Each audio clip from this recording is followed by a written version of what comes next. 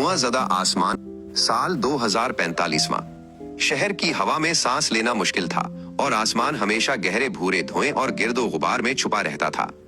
12 साला आयशा अपनी खिड़की के पास खड़ी बाहर की धुंधली और बेरंग दुनिया को देख रही थी, जहां सूरज की रोशनी भी बमुश्किल पहुंच पाती थी। आयशा की दादी परवीन उसके पास आकर बैठ गईं। उन्होंने एक बोसीदा और पुरानी तस्वीर निकाली जिसमें आसमान गहरा नीला और दरख्त हरे भरे थे। आयशा, मेरे बचपन में दुनिया ऐसी हुआ करती थी, उन्होंने धीमी आवाज में कहा। आयशा ने वो तस्वीर थाम ली और उसकी आंखों में एक नया अज़्म चमका। आयशा ने अपनी बेहतरीन दोस्त जोया को अपने घर बुलाया। उसने दादी की दिखाई हुई तस्वीर जोया को दिखाई और अपना इरादा जाहिर किया। हमें इस धुएं को खत्म करना होगा जोया, हम इस तरह खामोश नहीं बैठ सकते, आयशा ने जोश से कहा। दोनों ने मिलकर एक मंसूबा बनाना शुरू किया।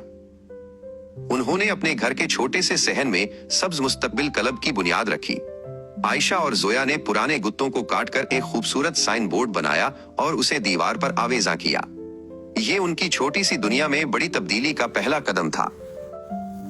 आयशा और जोया ने मिट्टी खोदी और अपना पहला पौधा लगाया। ये पौधा हमारी उम्मीद है, आयशा ने मुस्कुराते हुए कहा।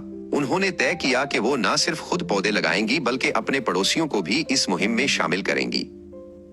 शजरकारी के साथ साथ उन्होंने प्लास्टिक के खिलाफ जंग शुरू की। आयशा ने जोया को अपने हाथ से सुला हुआ कपड़े का एक थैला थमाया। अब से हम दुकान पर प्लास्टिक की थैलियां लेने से इनकार करेंगे, आयशा ने पक्का इरादा जाहिर किया। जल्द ही मोहल्ले के दूसरे बच्चे भी उनके साथ शामिल होने लगे। आयशा और दादी परवीन अब अपनी बालकोनी में पौधों की लंबी कतारों को पानी दे रही थीं। हर तरफ से छोटी छोटी कौंपलें निकल रही थीं, जो एक बेहतर कल का इशारा थीं। आयशा की मुहिम की शोहरत पूरे शहर में फैल गई, यहाँ तक कि उसे शहर के मेयर से मिलने की दावत मिली। आयशा एक बड़े दफ्तर में मेयर के सामने खड़ी थी।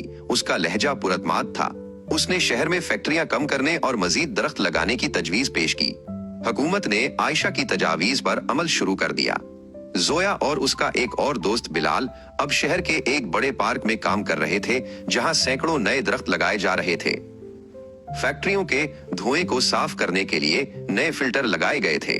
साल गुजरे और आयशा का ख्वाब हकीकत बन गया।